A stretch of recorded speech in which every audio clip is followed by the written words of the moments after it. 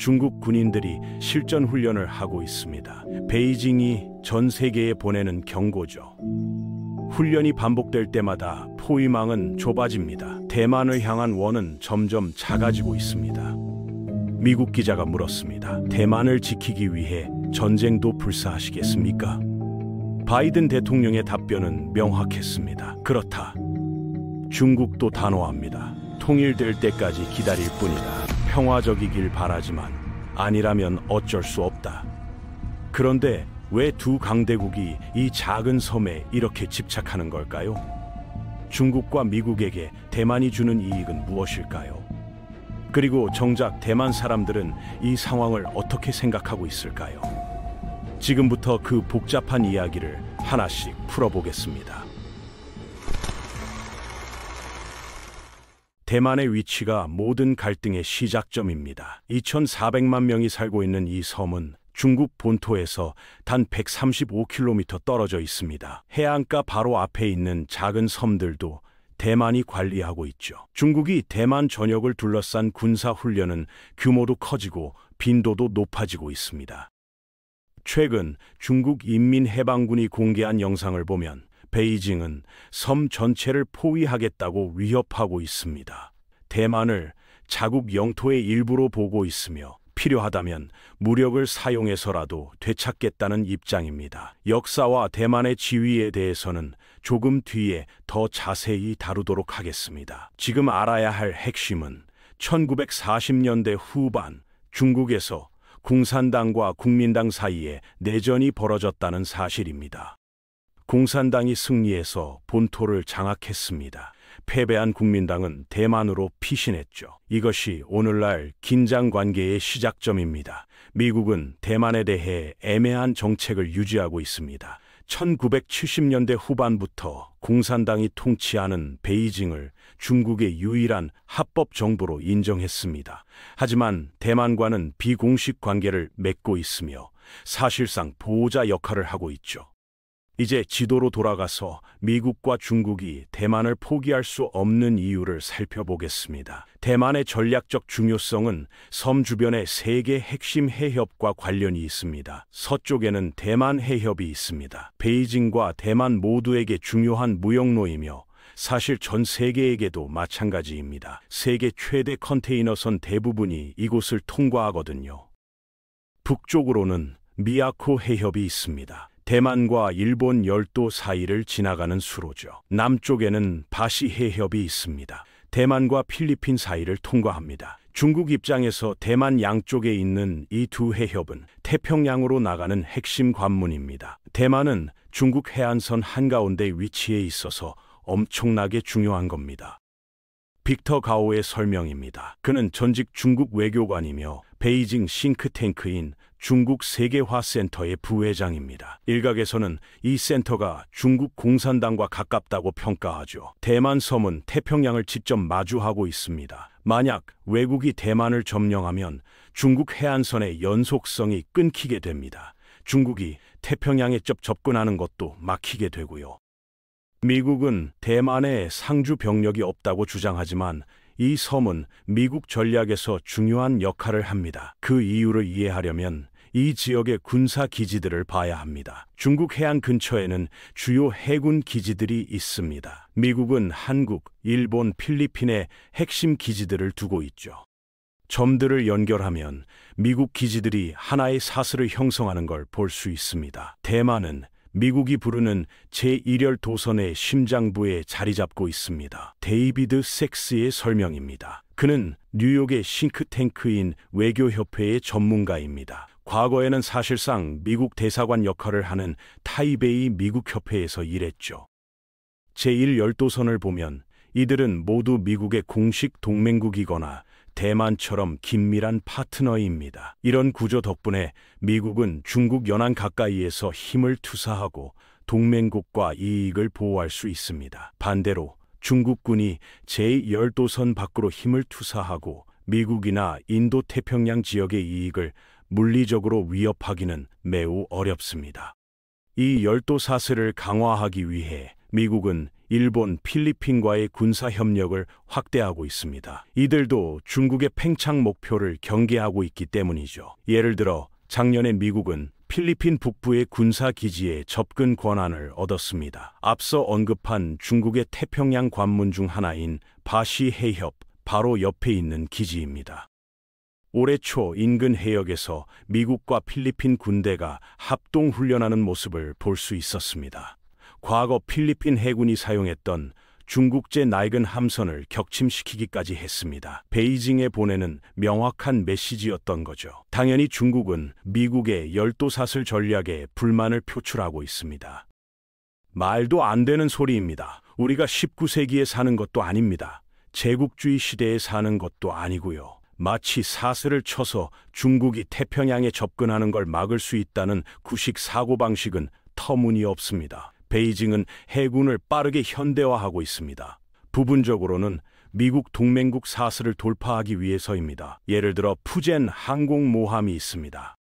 올해 초 해상시험 중인 모습입니다. 중국의 세 번째 항공모함이자 중국 해군 최대 함선이죠. 여기서 최우선 목표는 분쟁 시 미국을 이 지역에서 몰아내는 겁니다. 우리가 말하는 접근 거부 및 지역 거부 전략입니다. 미국이 조약 동맹국과 파트너들을 방어하지 못하게 만드는 거죠.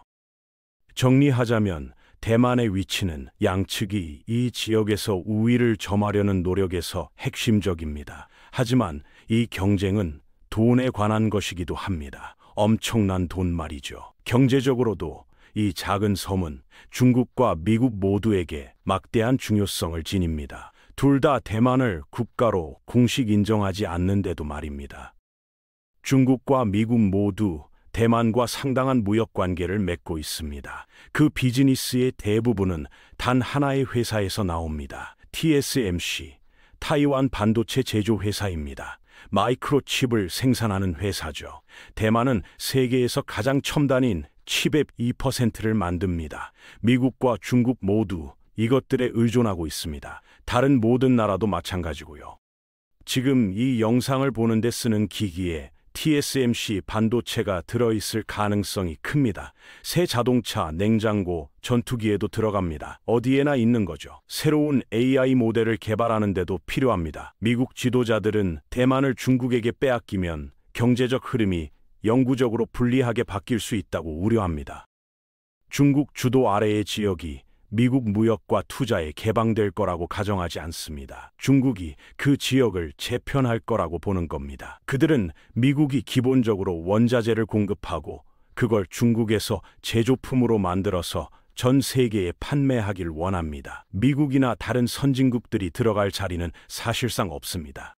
구매력 평가 기준으로 보면 중국 경제는 이미 미국보다 큽니다. 중국은 2023년에 3,200만 대 이상의 자동차를 생산했습니다. 미국은 아마 그 절반도 안 만들었을 겁니다. 그런데 왜 중국과 싸워서 이득을 볼 수 있다고 믿어야 할까요? 아니, 이득 같은 건 없습니다.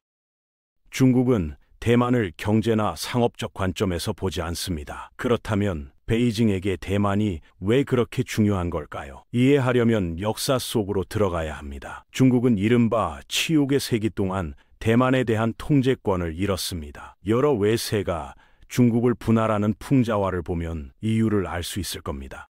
19세기 중반부터 20세기 중반까지 중국은 침략과 내부 분쟁에 시달렸습니다. 이게 중요한 이유는 치욕이라는 개념이 오늘날에도 중국 국가 이데올로기에서 큰 역할을 하고 있기 때문입니다. 1895년 일본이 중국에게서 대만을 빼앗아 식민지로 만들었습니다. 제2차 세계대전 후 연합국이 일본에게 대만을 돌려주도록 강제했죠. 하지만 당시 중국은 내전 한가운데 있었습니다. 장제스가 이끄는 국민당이 중화민국 정부를 통치하고 있었습니다. 마오쩌둥은 그들에 맞서 공산당 세력을 이끌었고요. 1949년 승리한 공산당이 베이징에 입성해 본토에 중화인민공화국을 세웠습니다. 패배한 중화민국 정부는 대만으로 피신했습니다. 그래서 스스로를 중국이라 부르는 두 정부가 존재하게 된 겁니다. 본토에 중화인민공화국 PRC가 있습니다. 대만에는 중화민국 ROC가 있고요. 베이징의 PRC 정부는 대만을 분리된 성으로 보고 중국은 하나뿐이라고 말합니다. 실제로 대만을 통치해 본 적이 없는데도 말이죠. 대부분의 국가가 미국을 포함해서 이 하나의 중국 정책을 받아들입니다. 대만을 독립국가로 인정하지 않는 겁니다. 잠깐만요. 그럼 미국은 왜 대만을 지원하는 걸까요? 거기에도 역사가 있습니다. 내전 후 미국은 처음에 대만의 국민당 정부를 진짜 중국으로 봤습니다. 본토의 공산당 정부를 거부하면서요. 미군은 공동 방위 조약에 따라 대만에 주둔하기까지 했습니다. 변화는 1970년대에 왔습니다. 미국이 베이징과 더 긴밀한 관계를 추구하기 시작했거든요. 대만 주재 미국 대사관을 폐쇄하고 미군을 철수시켜야 했습니다.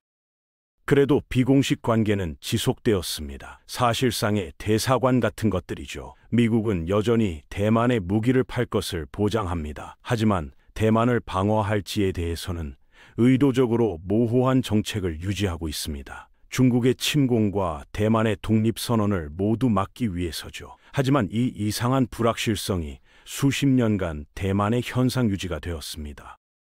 이것은 현장에 현실을 만들어냈습니다. 대만은 국민당 독재 정권에서 이 지역에서 가장 강력한 민주주의 국가 중 하나로 발전했습니다. 선거가 있고 언론의 자유가 있고 시민의 자유가 있습니다. 대만은 아시아에서 처음으로 동성 결혼을 합법화했습니다. 올해 진보 정당이 세 번째 임기로 재선되어 긴장된 현상 유지를 계속하겠다고 약속했습니다.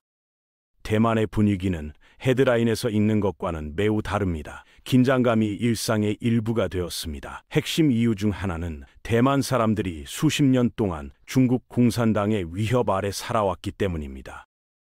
대만인 대다수는 중국과의 현상 유지를 선호하지만 어떻게 그렇게 할지는 상당히 양극화된 논쟁거리입니다. 중국이 우리를 괴롭히려 한다면 적어도 우리에게는 미국과 일본이 있습니다. 그들은 우리의 친구들입니다. 저는 늘 미국을 회의적으로 봐왔습니다. 하지만 선택의 여지가 없어요. 우리가 더 강해지거나 충분한 군사력을 갖출 수 없다면요.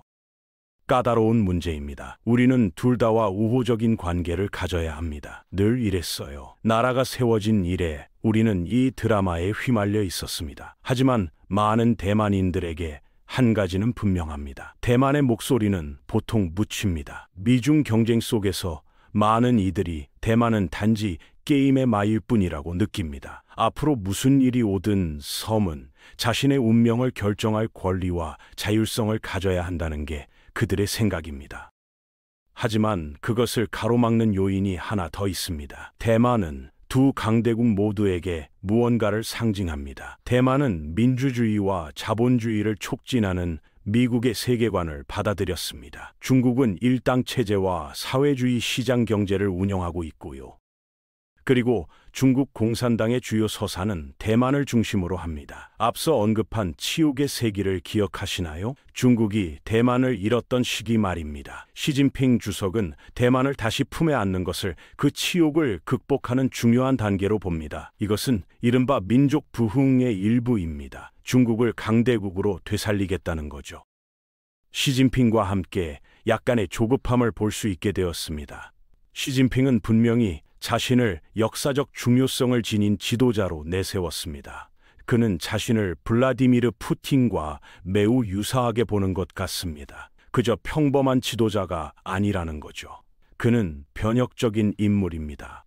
어떤 사람도, 어떤 나라도, 어떤 개인도 중국의 평화적 통일이나 비평화적 통일을 막을 수 없을 겁니다. 그러니 우리 모두 미국에게 외쳐야 합니다. 불장난하지 마라! 하지만 미국에게 대만 지원은 이 지역의 핵심 동맹을 유지하고 민주주의를 촉진하는 것을 의미합니다. 만약 중국이 침공해서 대만을 병합한다면 그 민주주의가 사라지는 걸 보게 될 겁니다. 전 세계 민주주의 국가들에 냉랭한 영향을 미칠 수 있습니다. 한국, 일본, 필리핀에서 자국 안보를 위해 미국을 믿을 수 있는지에 대한 깊은 의문이 제기될 겁니다. 대만이 어디에 있고 무엇을 상징하는지 때문에 중국도 미국도 물러설 수 없습니다. 그리고 나머지 우리는 강대국 경쟁이 펼쳐지는 걸 지켜볼 수밖에 없습니다.